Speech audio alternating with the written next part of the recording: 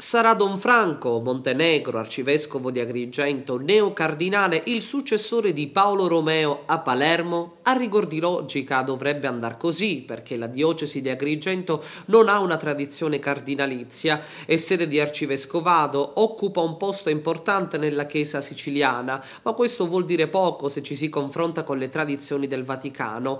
Palermo è un prorogatio con il cardinale Romeo, Torino e Venezia non hanno un cardinale alla loro testa, è quindi possibile in via puramente teorica che Don Franco venga assegnato ad una delle sedi vacanti, ma sembra assai improbabile che non venga tenuta in considerazione la necessità di normalizzare Palermo. Don Franco Montenegro inoltre ha ricevuto la porpora grazie alla sua abnegazione verso i migranti.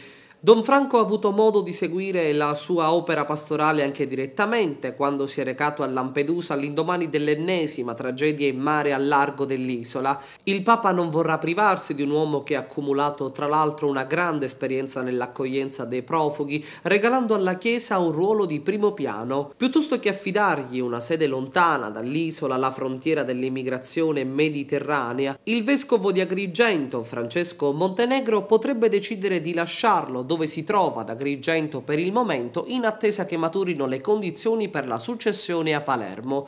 L'imprevedibilità di Francesco Montenegro però è nota, le sue priorità non sono in linea con le tradizioni del Vaticano.